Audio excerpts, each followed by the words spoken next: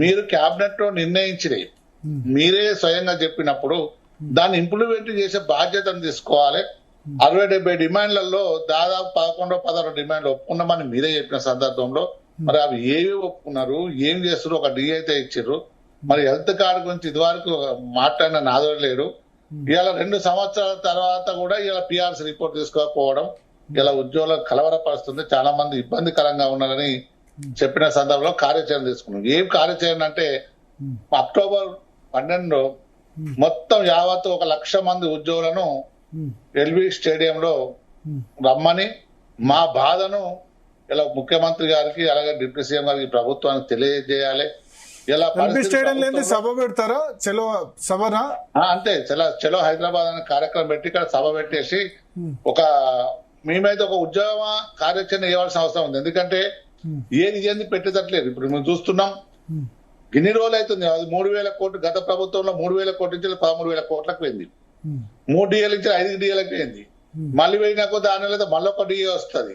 ఇవి ఎప్పుడు వస్తారు, ఎప్పుడు తీస్తారు? ఏదో ఒక కార్యాచరణ అయితే ఉండాలి కదా ప్రభుత్వం దగ్గర.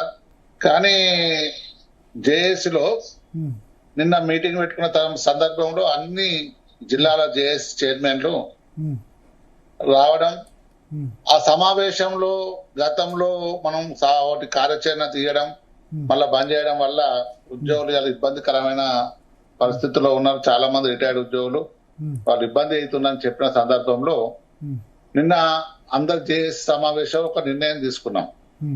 మేము ప్రభుత్వంలో అంతకుముందు ఆఫీసర్స్ కమిటీ ఉన్ను ఆ మంత్రుల కమిటీ కలిసి నిర్ణయం తీసుకున్న, కేబినెట్ లో నిర్ణయం తీసుకున్న తర్వాత వాటిని ఇంప్లిమెంట్ చేయాలనే గదొకటే కారణం. ఎందుకంటే మాకు ఇస్తే ఒక డిఏ ఇస్తా అని చెప్పారు, ఇచ్చారు. 6 నెలల తర్వాత మళ్ళీ ఒక డిఏ ఇస్తా అని చెప్పారు. ఈహెచ్ఎస్ ను ఇంప్లిమెంట్ చేస్తా అని చెప్పారు. ఈహెచ్ఎస్ కనీసం ఇంతవరకు ఒక్క మీటింగ్ కూడా పెట్టకుండా, ఇదివరకు ఒక మీటింగ్ పెట్టలేదు, దాని గురించి మాట్లాడిన నాదుడే లేడు. అలాగే నెలకు బకాయిలు 700 కోట్లు ఇస్తామని చెప్పిన సందర్భంలో మరి ఇక 3 నెలలు అవుతున్నా 700 కోట్లు రాకపోవడం. 3 నెలలు అంటే దాదాపు 2,100 కోట్లు ఇలా కొట్టవలసిన బాధ్యత ఉంది. ఎంత వచ్చింది మరి? దాదాపు చెప్తుంది కానీ అంత వచ్చినట్టు అనిపిస్తలేదు. మన మెడికల్ బిల్స్ అయితే దాదాపు 200 కోట్లు కొట్టినవచ్చు, మళ్ళీ మొన్న కొడితే 400 కోట్లు కొట్టినవచ్చు. ఇంకా జీతాలు కూడా కొన్ని పడుతున్నాయి. మరి ఇట్లా పోతుంటే ఎన్ని రోజులు మా పరిస్థితి అని అందరూ ఉద్యోగులు అడగడం. మా రిటైర్డ్ ఉద్యోగులు అయితే చాలా ఇబ్బందికరంగా రోజు ఫోన్ చేసి ఇబ్బంది చేస్తారు. వాస్తవానికి కొందరు నిజంగా ఘోరమైన మాటలతో పదజాలతోనే వాట్సాప్ లో మాకు పెడుతున్నారు.